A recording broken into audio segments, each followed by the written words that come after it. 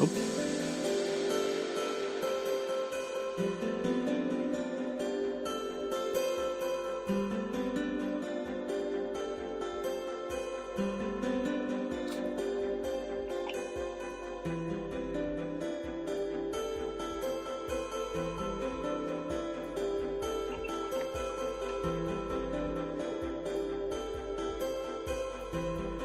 right, testing 1, 2, 3. Can you guys hear me? Yes, we can. Awesome. How's it going, guys? Just so you know, so can the universe right now, because we're live. Everyone can hear your audio. Just so you're aware. Oh, okay. Thanks for letting me know. Fred is just let me know that he's just wrapping up a call. Oh, okay. So he shouldn't be too long. All right. So I will just keep you guys in the loop here. Actually, I'm just going to shoot him just a quick message. Just give me 1 second. No worries.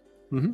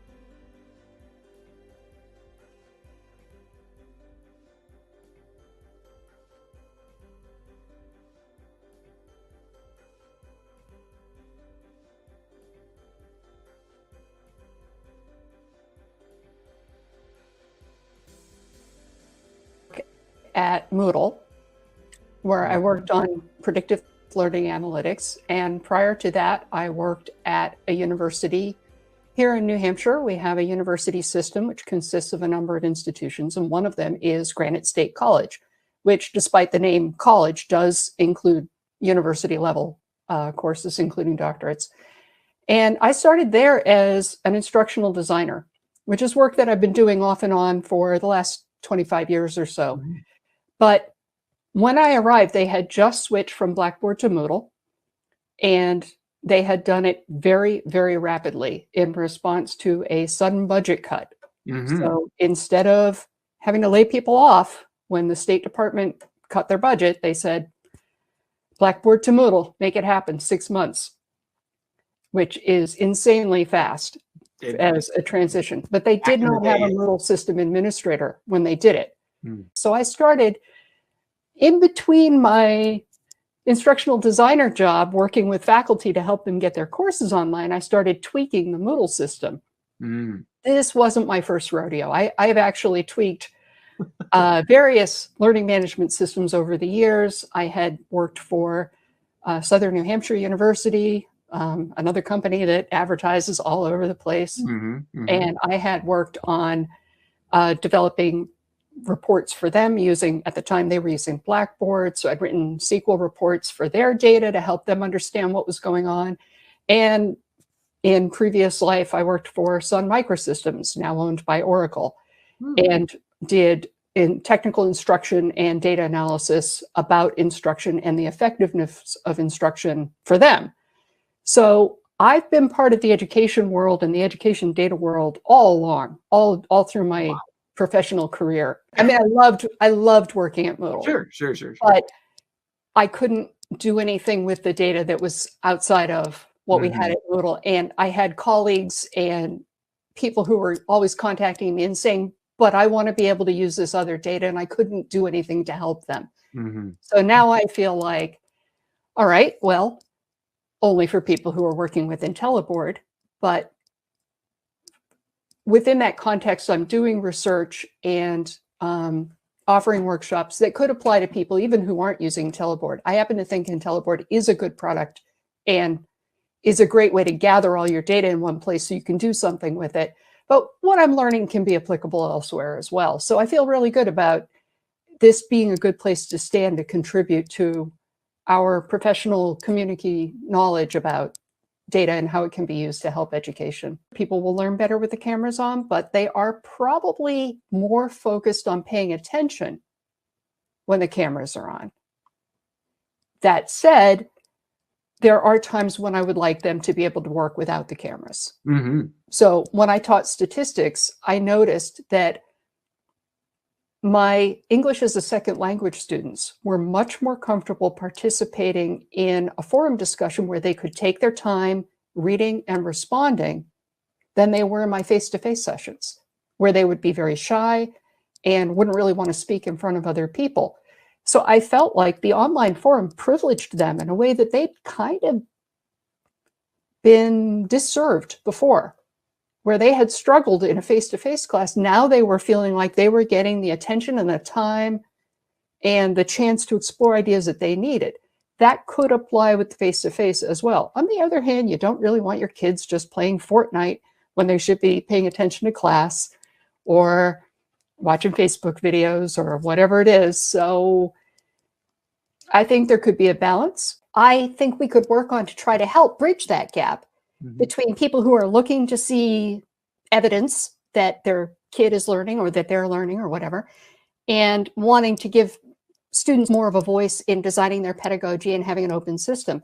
We've seen over years of research with projects like Open Schools in the UK and here, we've seen that the students who come out of those environments actually do just as well as the students who've been in a very highly test-focused, very structured environment.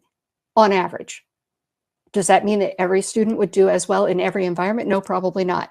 And I would like to see a world where students are matched more to the environment that will really help them grow and succeed and be able to do the things that they want to do in life. But in the meantime, one of the things that I've been looking at are digital open badges, which get thrown around as a solution for everything, but I want to talk about them in a particular context. One of the things I'd like to speak to that you were just talking about the abuses of data, is that I think it's very important that we let people know what data is being collected about them and what it's being used for, and give them a chance to challenge it. Because if you're in a system that logs how often you log in, and you don't log in that often because you have a lousy data connection, so you log in and you copy everything off the system, and then you study off on your own time, and then you come back. But the system says you're not participating very much. Yeah, sure. You should have a right to challenge that. And there should be regular organized tools to let you do that, to say, we're making a prediction about Ladek that he's not probably going to succeed in this course because he doesn't log in very often. And you see that, maybe even before your teacher sees it.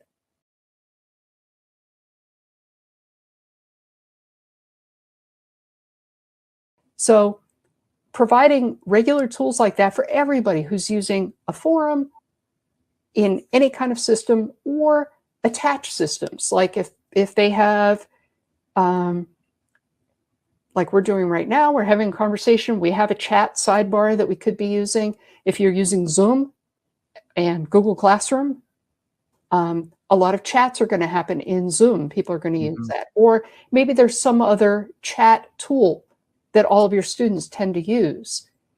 If we can get data from that, we can start to develop that network. And the teachers can see it, the students can see it.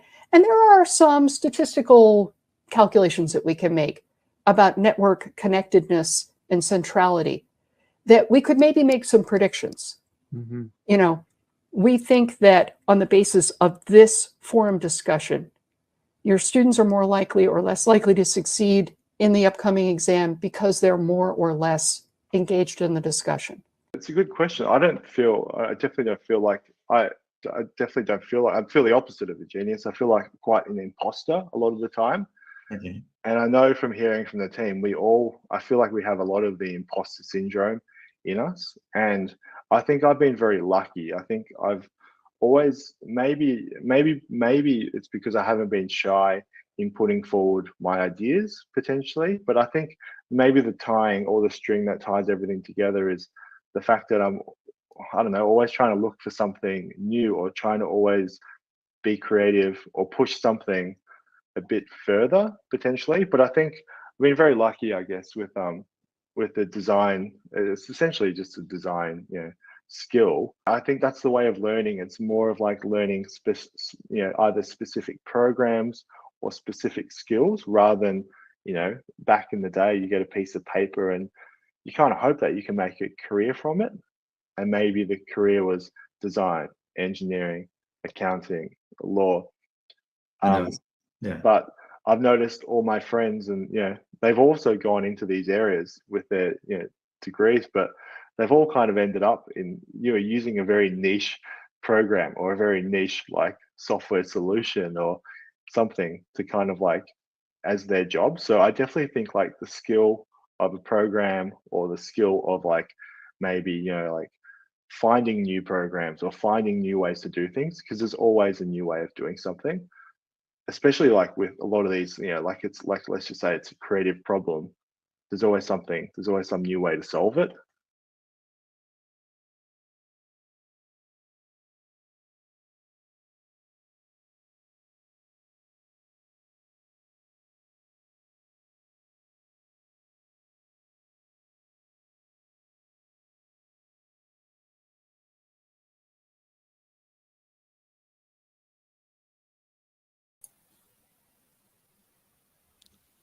Look at that. I've been muted this whole time that I've been talking to you. That is fantastic. Hi, Fred. How are you? Good. Excellent. I'm just saying hello to all of our people watching us out there on LinkedIn, on YouTube, on Facebook. Sorry for a little delay here. We had some technical difficulties in the background, but that is the beauty of the online universe. If you're flying without a net, you just got a deal. So appreciate you taking a few minutes to look at some of our past episodes here. But Fred Dixon, the man, the myth behind Blindside Networks, and a open source, mega. I'm trying to figure out how do you characterize Bigbluebutton correctly? How do you give it enough emphasis? But Thanks, Steve. I can give you a quick. How are you today? I'm doing well. So yeah, Bigbluebutton. It's been out for 13 years. We focused on one market, which was online learning, virtual classes, and it's grown tremendously in the last 2 years. And it has consumed my life for the last 13 years or so. So that's kind of the summary of it. Yeah, but consumed in a good way. In a good way, right? Yeah, for sure. What we want to talk about today, I mean, I'd love for you to give us, a brief update on Bigbluebutton, and sort of, you and I have talked several times over the last 24 months here, just sort of how Bigbluebutton has exploded, how Blindside Networks has really grown, these kinds of things. I'd love to get an update there to kick us off, but then I want to talk about, the open source universe, challenges in online learning, these kinds of things. So why don't we start there? What's the latest and greatest here in March 2022 about the BBB? Right. So it's been a journey for us. Of course, when COVID hit, all the schools went online. Well, all of them. And there was a tremendous growth in Bigbluebutton. We saw some very large deployments in Germany. The state of Germany, Baden-Württemberg, deployed 4,000 Bigbluebutton servers to support 185,000 concurrent students and teachers. Recently, the French Ministry of Education has standardized on using Bigbluebutton, the country of France, for its internal webinar system. And we have been cooking along in terms of the product. When I think back, it was almost 2 years ago that we shut down our offices and everybody started working at home. It was early March. And that time was very vivid for me, because that's when our hosting environment, we had this tsunami of people come towards us. In that time, I've lost track of how many updates we've made to Bigbluebutton. But we've, unlike like a video conferencing system that just sends media, we've really focused on continuing to drive home the value and deepen the value for teachers and students. So we had three things. It's the integration, engagement, and analytics. That's how we look at the world from the teacher's point of view. How deeply can we be integrated into the environment that the students and teachers are using, like the LMS? So the latest and greatest, probably most of you may know or maybe listening, Moodle 4.0 is almost coming out. I think that was been the phrase for the last few months, but I think it's almost coming out now. And I saw the tweet, I saw the message go out this morning about the open testing, and that they're going into the full court press for the last push. They have a new plugin. They have the first plugin that's now being merged into the Moodle core, and that's the Bigbluebutton plugin. So Moodle being the source for, I think, over half the world's learning management systems, will have built-in Bigbluebutton integration at its core.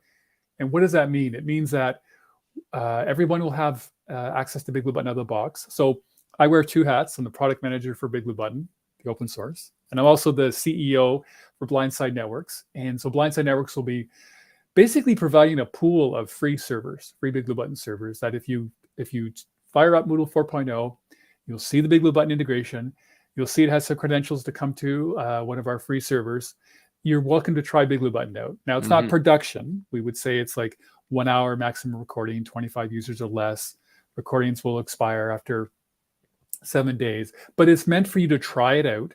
And our experience is that even though there's Teams and Zoom and Meet, and they're all over the place, we just continue focusing on one market, online learning.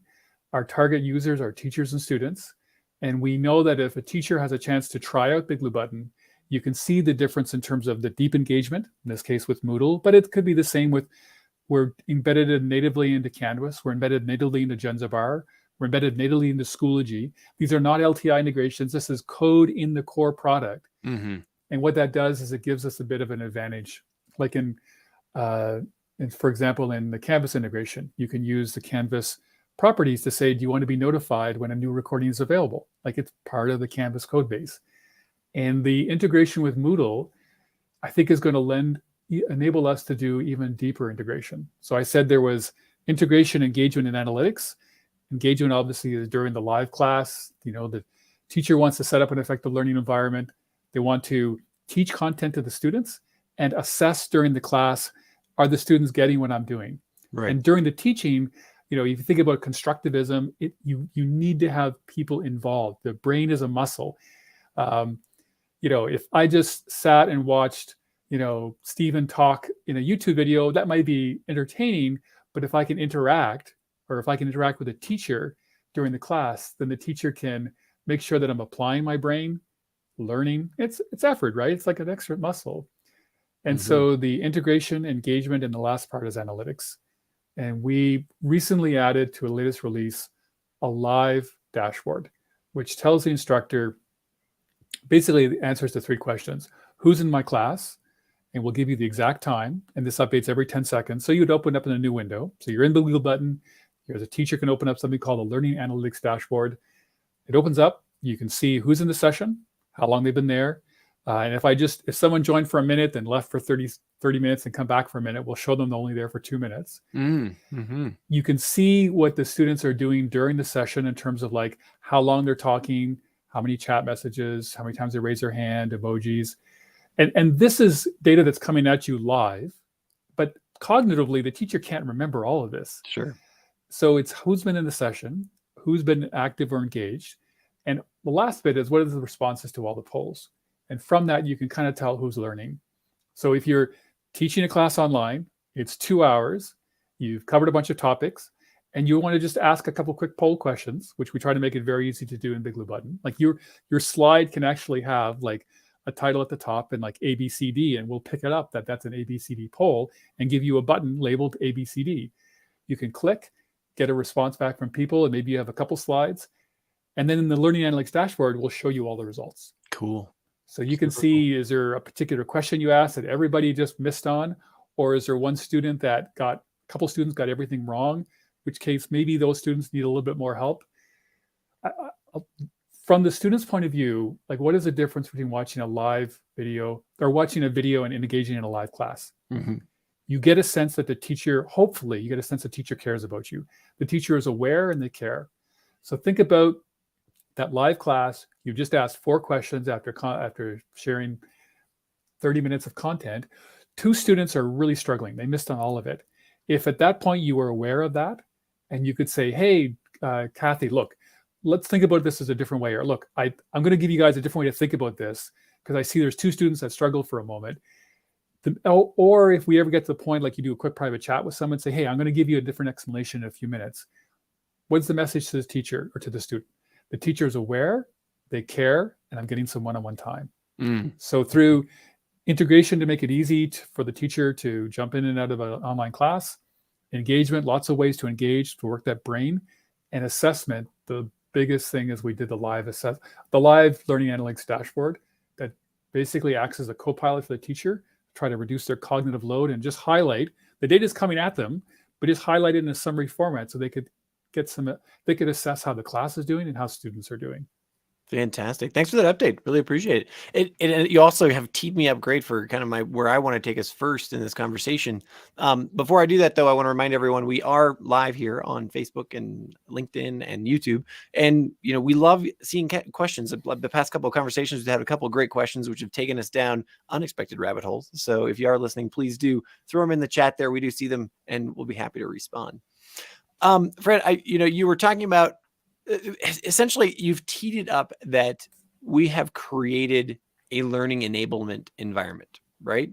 In the online space, like we're enabling these teachers to create a learning experience that could be engaging, and we can understand what's going on, those kinds of things. What are the challenges that are still happening now that we're 2 years in, and hybrid is the name of the game for anyone who's in instruction or in learning right now, even though it's become sort of normal to interact like this. What are the challenges that you see and that you like to sort of bring up as a red flag that you're thinking about addressing? Right. So, we're all using a product as given to us, right? So, do we modify how we interact with the product, or does the product modify how it interacts with us? And I'll give you an example. So 2 years ago, everybody went online. I think the phrase that's been termed is emergency remote teaching, ERT. It sounds like an emergency in just an acronym letters. A lot of people pulled or reached for the tool that was available to them, which was a video conferencing system. And that's fine. It was emergency. You had to get online with what you got, right? So we may have taken a slide or a book that we used in the physical classroom and held it up to the screen saying, hey, you guys remember this, right? Because that's all we had. Right. We had video. So the analogy I like to think of is, imagine Moodle didn't exist. And then 2 years ago, it's like, oh my God, I've got to put my class online. And you reach for WordPress. So not to slag WordPress, but WordPress is very good at making web pages. You can make the pages look very good. Does WordPress have any knowledge of what the teachers and students are trying to accomplish? None. It'd be zero, right? Does the video conferencing system have any knowledge about what the teachers and students are trying to accomplish? None. So what I think a lot about is the people did what they had to do, but we are not at a place yet where I think a virtual classroom is realized its full potential. And teachers are still in the mode of I reached for the video conferencing system and it works in many ways. I get that interpersonal part, which is an important part, right? I can make a connection to you because I can see you, which is in the physical class. But it doesn't exploit the context of what the teachers and students are trying to accomplish, right? What is the learning theory about what's going on when we're talking? What is the information in the LMS that could be useful to me, that could be brought into the virtual classroom? That, hey, maybe the LMS knows there's 2 students at risk. When I go into my virtual class, it would be great if in my 30 students, 2 of them were highlighted to say, hey, according to the LMS, based on submission of assignments, whatever, these 2 students are struggling. Okay, I don't have to remember that. The system knows that I'm in the context of learning. And then in a similar manner, what if I do some things with students and interact with them in a certain way that I would like that information to be brought forward to the next virtual class or stored back into the LMS? So I think we think in the world in terms of, you can have you can use WordPress for your online courses and they may look good, but you're going to be much better served with using a purpose-fit application that knows about teaching and learning, like Moodle, or like what we believe is Bigbluebutton. And as we just, I'm an entrepreneur. I know you can't solve everything for everybody. I know the value that if you focus on one market, you can get a deep dive into that market, and you can really start to build a solution that addresses the fundamental needs. And I think that teaching online, now that we're away from like the emergency remote teaching, to let's decide how we want to teach online, and let's think about the experiences that we want teachers and students to have, and let's get a platform or product that supports the pedagogy. That's the space that we focus on. So Bigbluebutton has and always has been and always will be like focused on online learning. And to do that, again, the integration with Moodle is fantastic, because I think it opens the doors up for us to some of the things I just talked about.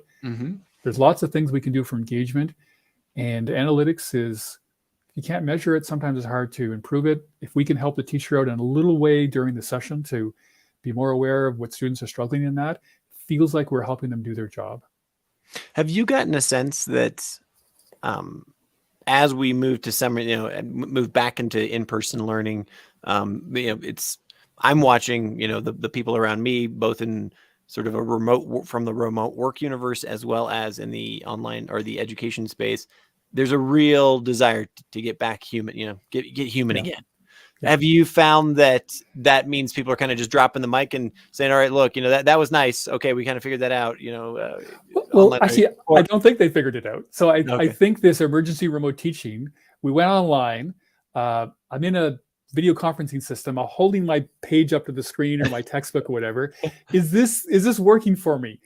Probably not, right? Yeah. But I have no choice. Right. So everybody jumped online with the tool that was available to them, the tools that were available. They did their best, and no surprising, it wasn't a great success for students. Did they feel like the teacher was aware of them like they did in the class? Probably not. This, from doing there's a role at schools called Instructional Designers. What are they doing? They're there to help the teacher map the content and the curriculum they have in a physical class into like a Moodle or an online session, right? It's different.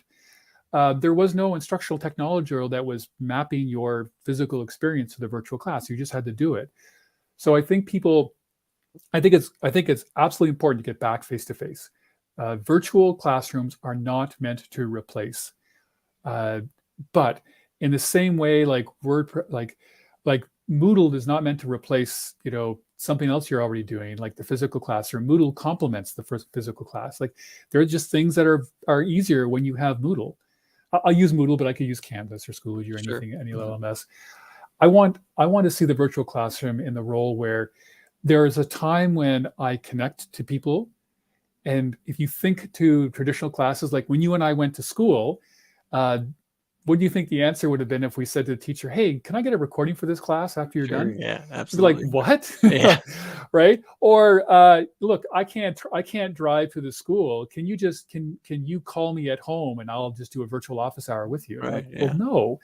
So the virtual class has, I think, a much larger role to play in complementing the physical classroom, and I would say enabling. Again, you and I probably grew up in a society where we could walk down the street and go to school, or take a bus or whatever. We know there are people in the world that opportunity doesn't exist. Right. And, they think of the Syrian refugee camps where they have 150,000 people. What is their ticket out of there? It's education. And if they don't have access to it, that's, the freedom to move around is also a challenge as well. But, you can pull yourself out if you are determined enough and have access to the ability to learn. So the virtual classroom gives that access. And I'm just reflecting now in my own life, right? Yesterday, there was an incident at the school that my children go to here in Mexico City, just, nothing major, but there was some damage to one of the buildings. And so the school was able to say, hey, look, we're going to shut the middle school for a day just so we can do a safety check and all that stuff. And it was an instant transformation, right? Like, because they have prepared, or parents were prepared and whatnot. Obviously, you have to make some schedule adjustments and whatnot, maybe in your professional life or those kinds of things. But they were able to transition too, and my son didn't miss a day of school, right? Yeah. And then you take us to some of what we would consider some of the extreme examples, but great. But let's think about what's happening in Ukraine right now. I mean, 3 million refugees, on the border in Poland and Hungary and other places, right? There is an awful lot of learners adults, professional, children, whatnot, who obviously in this absolutely horrible tragedy are, right now missing out on those educational opportunities. And so this isn't, we now have the platforms to offer up those options, right? Those options for people. And to go back to your point about everyone's looking forward to getting back to physical. Absolutely. The virtual classroom is not meant to replace a physical classroom if one such exists. It's meant to complement it. An office hour, a flipped classroom, focus groups.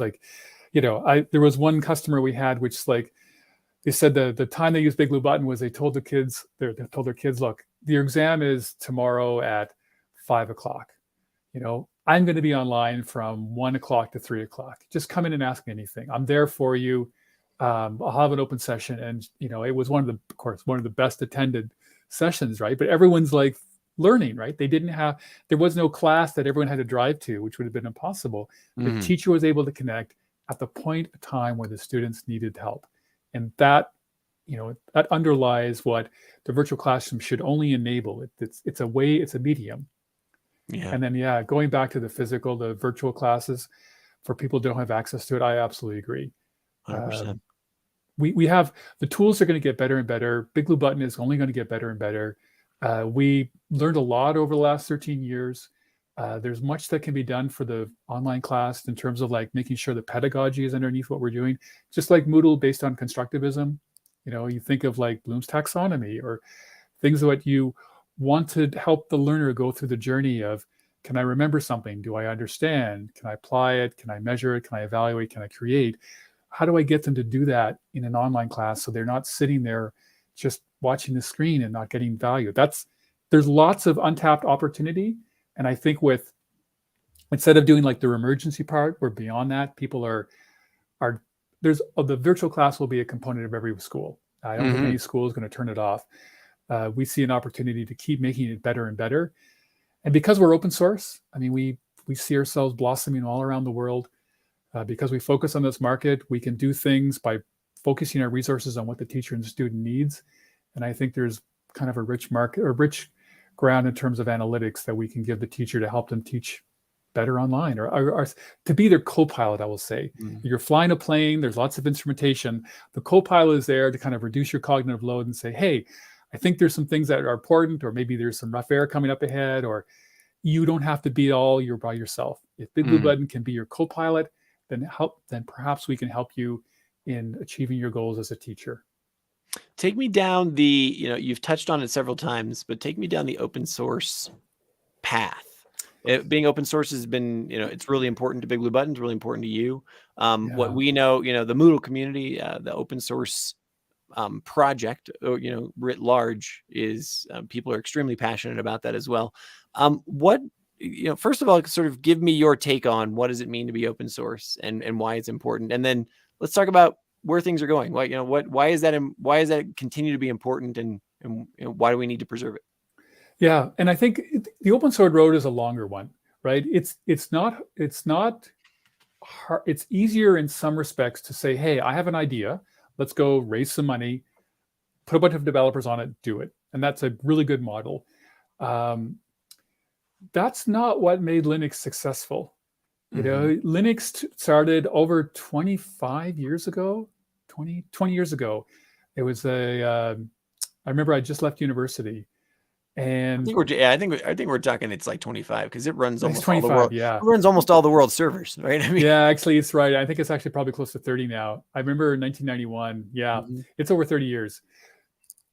Microsoft, can't do it. There's no conceivable way that any single company can possibly move Linux out of the box it's at. Everybody is building on top of it. And then it gets faster and better and better and accelerates. That was the vision we had behind Bigbluebutton. When we started the project, this was back in 2007, there were 150 commercial web conferencing systems out there. There was very few open source ones. So the idea would be is that if you build a community around the product, you have a commonwealth of commercial companies, users, developers, educational institutions, and they're all seeing the value of continuing to improve it because they all get back. And then that just feeds on itself. But that compounds itself. The more people who are contributing, the faster it improves, the more people contribute because more people are using it and so on. that was our model when we started off the project. I think back to 10 years ago, and we were Flash based way back. Whoa. Oh yeah, but it was possible to do stuff in Flash, and then the browsers eventually became good enough that you didn't need Flash running anymore. It took them a couple of years, but they got there. But yes, we were able to make it better and better. We did it as an open source. We had a community of people. We had like 500 people on our developer mailing list, 1,000. Now it's over 2,500 developers on our developer mailing list. There used to be 1 or 2 people contributing to GitHub. We've accepted and reviewed from over 150 developers that have contributed improvements. So for us, what it means is that Blindside Networks and the companies around Bigbluebutton have the mindset where we develop in the open source and then we provide hosting to generate revenue as commercial companies. But the open source has enabled so many people around the world to contribute. The product is localized into 55 languages now. I only speak 1. Right, but the community, but through Transifex, anybody can contribute a localization. It supports right to left. That was contributed by a member of community. We have a lot of work that goes on accessibility that is also reviewed and contributed. And in terms of looking through security of the software, all the code is there, right? So over the years, we've gotten people to do responsible disclosures to us to say, hey, I think I found something, and we're like, yeah, I think you're right. Okay, we're going to fix that. So it enables Bigbluebutton to have an outsized momentum and place as opposed to it was just a one company behind it. And I would go back to Linux, right? Doesn't matter how big you are as a company. If you can get enough momentum behind your open source project, you can become a standard. And when I look at the success we've had over the last 13 years, Canvas has built us into the core. Schoology has built us into our core. Moodle is now building us into their core. D2L built us into their core. They actually took the open source version and rebranded it, which I was pleased as anything. And there are a couple second tier other LMSs out there that have all built us into the core. So they did that, I think, partly because it's open source and they knew they had the ability to do it. So where does, talk to me about, maybe go a little bit more philosophical on me in terms of data protection, in terms of, your ability to not, have an investor oversee, what you're doing, control the product. Like I feel like there's many people who look at the open source universe and say, look, this just kind of can go anywhere it wants. It's anarchy. It could get, kind of goes out of control. Where is my data? Like, talk to me about those pieces for a second. Yeah. So this was an unintended benefit of being open source. Like GDPR is very important to people. So, data privacy, and to be able to host the data inside your own company or country, digital sovereignty. So these two things have driven a huge amount of interest towards Bigbluebutton, and Germany and France being 2 countries of note, because they could have everything there. They saw all the code, it hosted internally, and so they could build the entire ecosystem around it. And it's an open source project. We solved the problem that they were looking for, to be able to teach online. And now we have, in terms of the open source model, we have organizations from both these countries and others coming back to us and saying, okay, this is great. You're doing 95% of what we want. Our teachers have these lists of things that they'd like improve. So you look at the 2 lists and go, oh, there's a lot of commonality there. And they're like, how do we accelerate this? So that's one benefit of the open source business model is, you can generate revenue through traditional open source. There's 2 traditional ways. You provide hosting, so software as a service, right? Or people look upon you to help them accelerate or implement features. So you can generate revenue from professional services. It's how Blindside Networks and other companies in the ecosystem around Bigbluebutton have grown. And so having as an open source philosophically gives a country like Germany the ability to own. Like they're running Moodle inside of Germany because that's important to them. They're running Bigbluebutton inside of Germany. So in a similar way, the synchronous and asynchronous, they have end to end.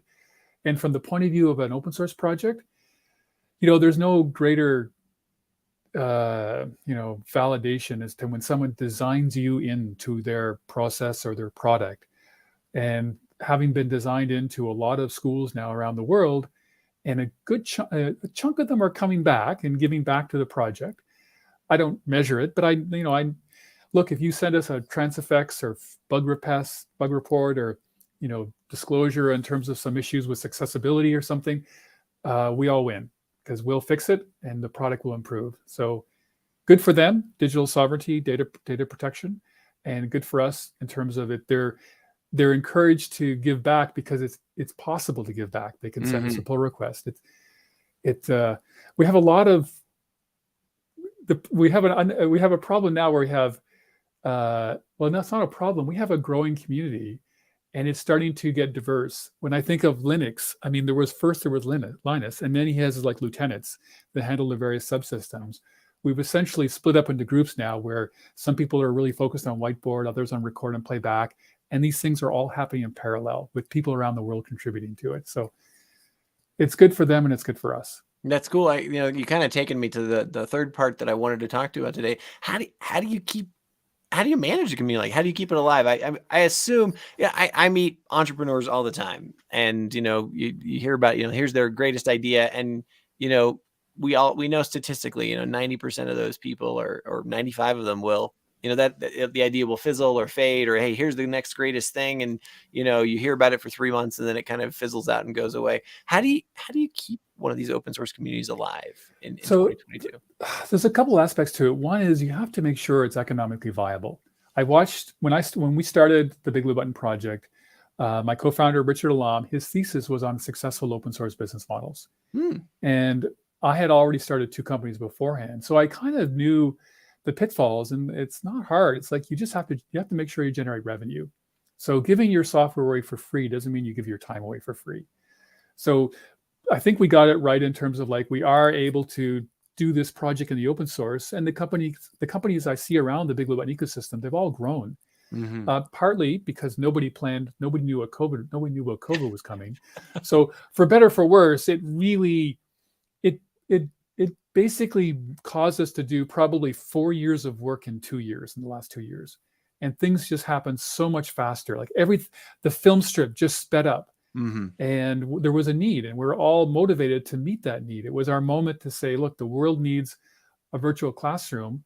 We had been at Bigbluebutton for 11 years at that point. It was ready, and it's why it sprung up around the world so quickly. It wasn't like we had done it for 3 years. It was been a lot of development into it so far. So the question is, how do we manage it? I think it's become a bit easier. Like GitHub does a really good job of tracking issues and pull requests. Like that workflow was really good. We have mailing lists just like Linux. So 2,500 people on our mailing list. Sometimes I'll wake up in the morning and there's quite a few messages that happened. I'm in North America, I'm in Canada.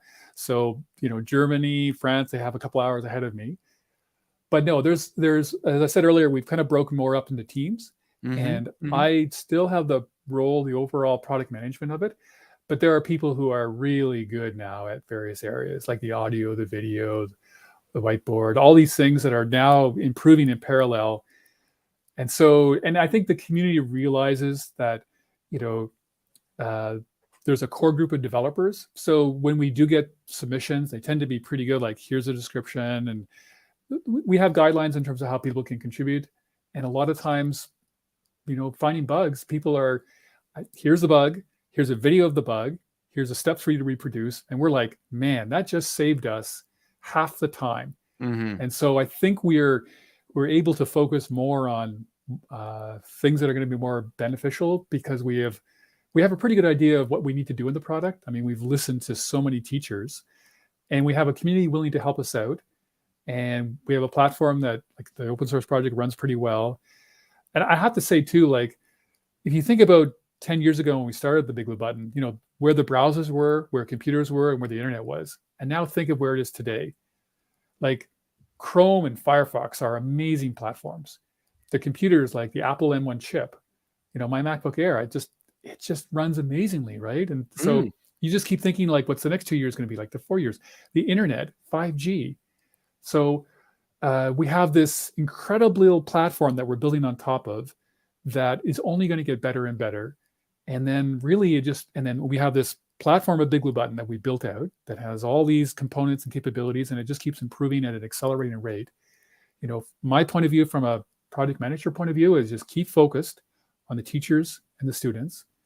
and those engagement or integration, engagement, and analytics. And I've learned this from my past experience as an entrepreneur. If you do too many things, you don't do them all well. You don't do any of them well. But if you focus, yes, and you do that for a really long period of time, you know, you can tend to carve out some benefit. And it, again, the pandemic just made it so that the little market that we were working in became a very big market. Fantastic. I want to put this question on the table. We have one question that came in the chat, and I'll be interested to hear what your response is to it, because it kind of makes the case for, you know, open source gone awry, where, and I'm not going to even try to pronounce this name, which is Envahisuur Signor. So it says, in a time of sanctions and service denials, open source technologies can continue to quote unquote help the enemy, sort of, you know, so to speak. Is there a way that we can monitor those, you know, the usage of open source technology, or is there anything we can do about that? So this can be applied to everything. Like, I'll use Linux as an example again. I mean, Linux is probably used inside of closed caption cameras that are monitoring, you know, monitoring individuals in society for probably not a very good purpose. It's a tool. And I like to think of, I thought a lot about this in terms of like social media and our ability to communicate. Having the ability to, like, you and I to connect right now, or for a student in Afghanistan to be able to get a training, to join a master's class in mathematics where she can understand like higher order math and maybe someday teach. These are all enabled by open source projects. I mean, Linux runs the world. Linux is underpinning almost all of it. The browsers enable like what we're doing right now. Like, we did not have to install a plugin. I mean, I say that because most people today would be like, well, of course we don't. Well, no, you needed to a couple of years ago, right? It just got a lot of better. But all of these things can be used for other purposes, right? Social media can be used to, you know, influence people who are not skeptical, right? Sure. Almost anything can be weaponized, you know, at the end of the day, right? So from the open source point of view, no. Like we, you know, Bigbluebutton is a virtual classroom system. I'm trying to think of other open source tools. There was a good example was, there are tools out there that will scan for vulnerabilities in servers to tell the administrators, hey, you have some vulnerabilities, you need to put a firewall in place, and so on. Those same tools could be pointed at, you know, a server from someone who wasn't expecting to be scanned and who wasn't aware of the vulnerabilities, and a hacker could use that to exploit it. So I think no, but I like to believe that in a world where we are more connected and that we are stronger as a community. Oh, speaking of,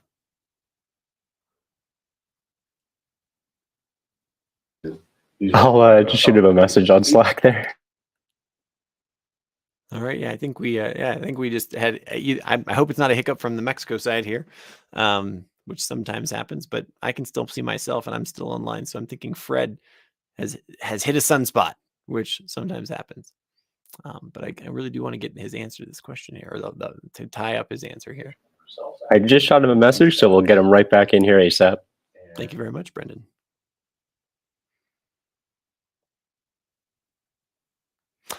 Folks, just want to let you know we are live, and sometimes when you're live, you know, things go awry.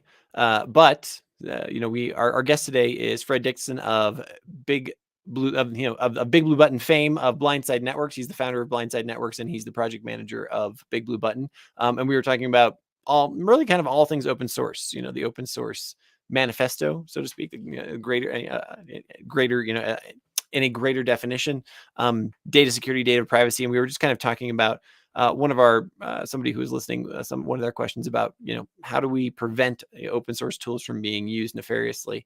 I'm not sure if we're going to get Fred back here, so we'll see. We'll give him another minute, but you know, we were lucky to have a solid 45-minute talk there, and if we can't get him back in a few seconds here, I'll just kind of wrap us all up.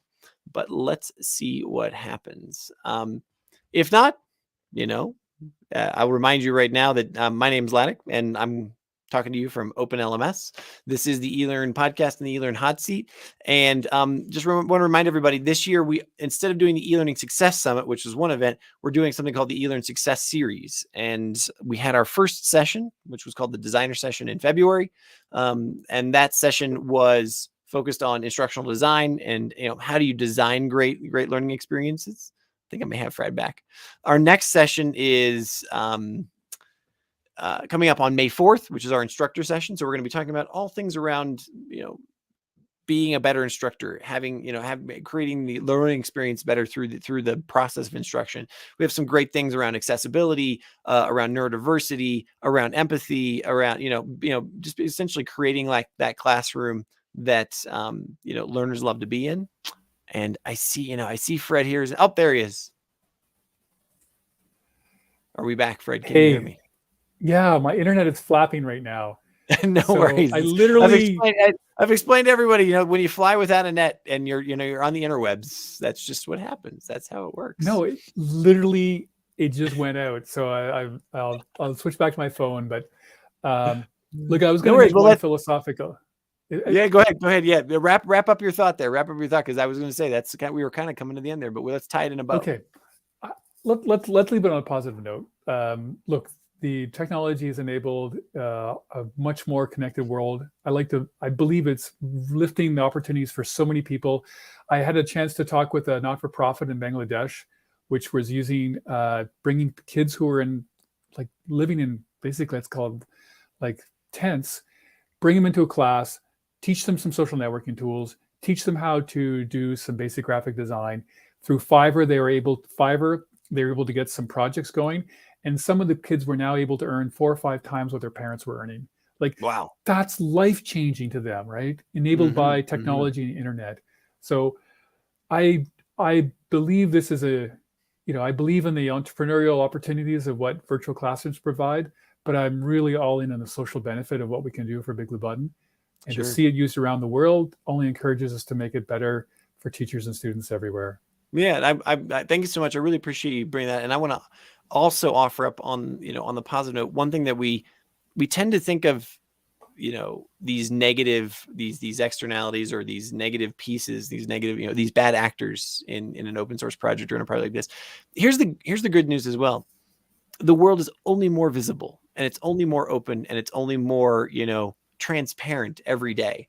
And so I think, it could be a call to action to our listener there who asked the question, and to ourselves as well. It's like, we got to call out those bad actors. We got to do something about it, because we know as the greater good, those people can be shut down. It's just, it takes us all raising our hand and shutting them down. Right. That's our responsibility as the larger community. I would agree with that 100%. We cannot be viewers.